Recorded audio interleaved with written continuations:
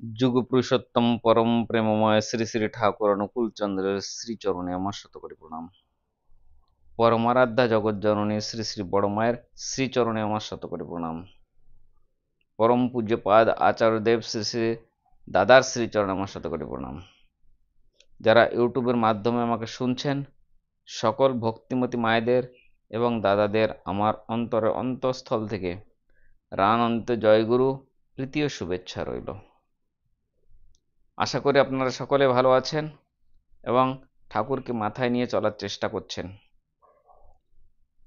ছোটকাল থেকে একটা কথা শুনে এসছি যে কুয়োর ব্যাঙ কুয়োয় থাকে, কুয়োর ব্যাঙ কুয়োর মধ্যেই থাকে। আজ দেখছি সেটা বাস্তবে চোখের সামনে। অনেক অনেক লোক এমন আছে যারা কুয়োর ব্যাঙের মতোই লুকিয়ে আছে। তারা সেই কুয়োর ব্যাঙ হয়েই থাকতে চায়, তারা ভালোবাসে সেইটা হয়ে থাকতে, কিন্তু তারা এ জানে না যে আমি কুয়োর মধ্যে থেকে যখন বেরোবো তখন বিশাল সমুদ্রে গিয়ে আমি কোথাও ঠাঁই পাবো না। কত না জ্ঞান বিস্তার সেখানে, কিন্তু কুয়োর মধ্যে থেকে আমি সাধারণ জ্ঞানটুকুও নিজের মধ্যে আয়ত্ত করতে পারলাম না। তাই এক দাদা লিখছেন যে কুয়োর ব্যাঙ কুয়োতেই থাকে, সে বেরিয়ে আসতে পারে না বলেই বাইরের আলো বাতাস থেকে সে বঞ্চিত থাকে।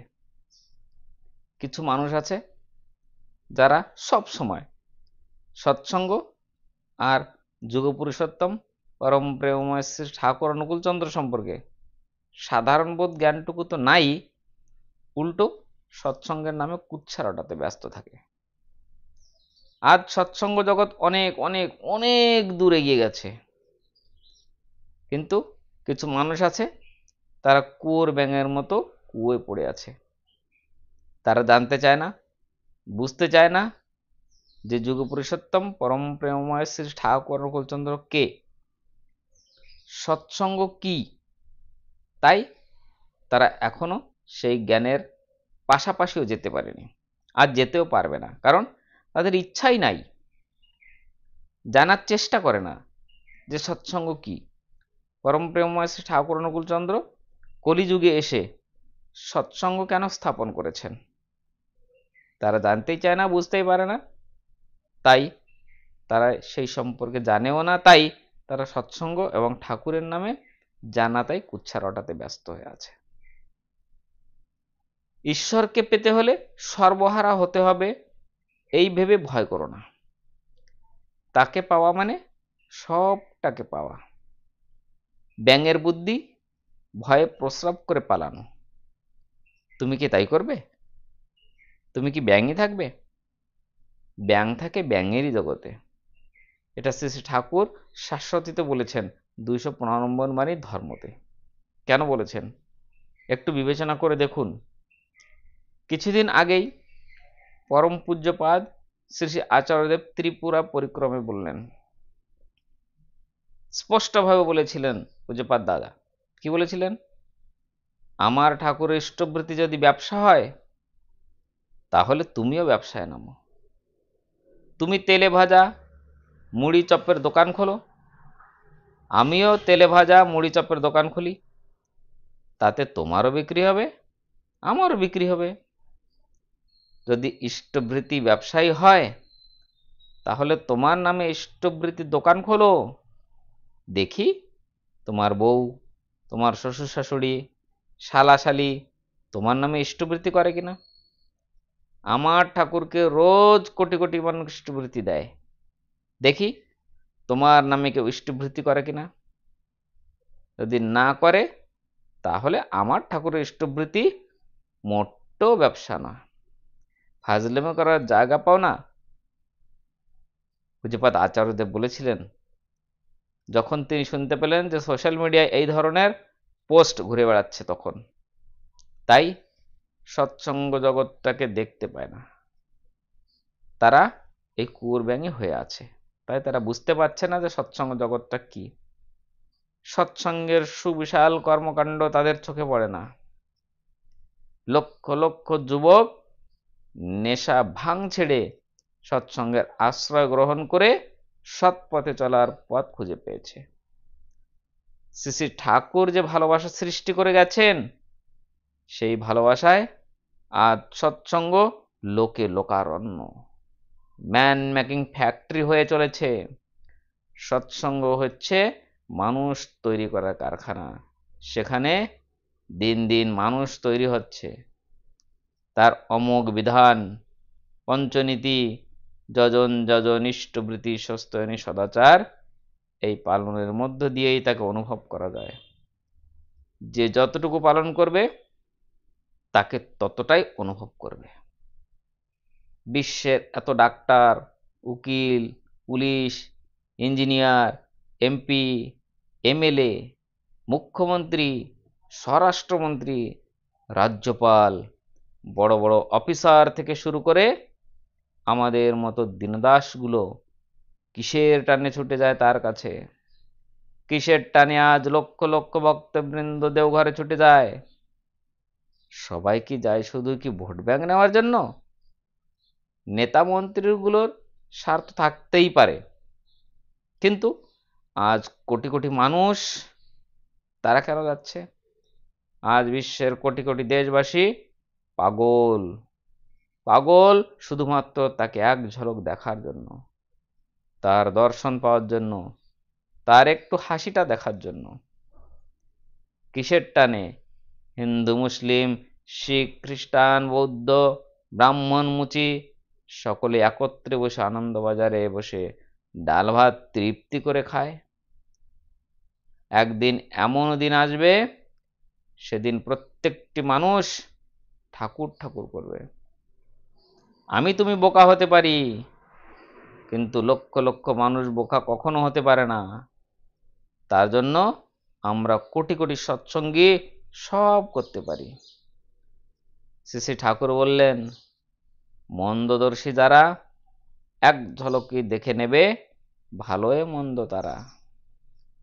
চুলকিয়ে যে কু খুঁজে নেয়, মাছি মানুষ তাকে বলিস, কু হতে যে সু বেছে নেয়, মৌমক্ষী তারাই জানিস।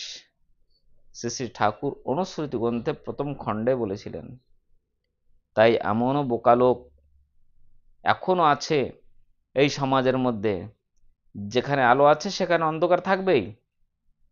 ভগবান শ্রীকৃষ্ণ এসেছিলেন, ভগবান রামচন্দ্র এসেছিলেন, যতবারই ভগবান অবতার রূপে এসছেন রক্ত মাংস শরীর নিয়ে, তখনই তার পেছনে এমন লোক ছিলই। আর এবার কলিযুগে পরম প্রেমময় শ্রী ঠাকুর অনুকূলচন্দ্র, তিনি যুগাবতার কল্কি অবতার রূপে এই ধরাধামে ভক্তকে বাঁচাতে এসছেন, ভালোবাসা দিয়ে প্রেম বিলাতে এসছেন। তার পেছনে থাকবে না এমন কখনো হতেই পারে না। তবে এমন লোক থাকাও ভালো। আর দেখবেন একদিন এরা যখন বুঝতে পারবে, হয়তো দেরি হয়ে যাবে, কিন্তু তারাও পরম প্রেমময় শ্রী ঠাকুর অনুকূলচন্দ্রের চরণাশ্রিত হবেনই হবেন। তাই এরা বলতে দিন। যখন এদের সেই জ্ঞান ফিরে আসবে, এদের সে কাণ্ডজ্ঞান ঢুকবে, কুয়োর থেকে বের হয়ে যখন সমুদ্রে একটুখানি চলে আসবে, তখনই তারা দেখবে যে আরে আমি কি ভুল করতে চলেছি, কি ভুল করে ফেলেছি আমার জীবনে। আহা হা হা, আমার সেই সুখের দিনগুলো কোথায়? আর ফেরত পাবে না। তখন দেখবেন তারাও পরম প্রেমময় শ্রী ঠাকুর অনুকূলচন্দ্রের সৎনামে দীক্ষা নেবে এবং ঠাকুরের দেওয়া পঞ্চনীতি তারা পালন করবেই করবে।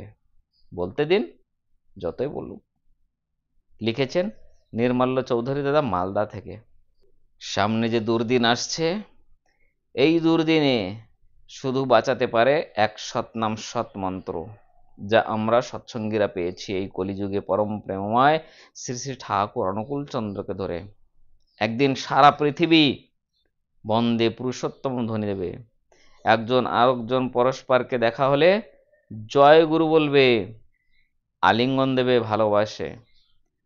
কারণ ঠাকুর বলেছেন, ঠাকুরকে জিজ্ঞাসা করা হয়েছিল, ঠাকুর, ভগবান শ্রীকৃষ্ণ তো এসেছিলেন কংসকে বধ করতে, প্রভু রামচন্দ্র এসেছিলেন রাবণকে বধ করতে, ঠাকুর আপনি এই কলিযুগে কাকে বধ করতে এসেছেন?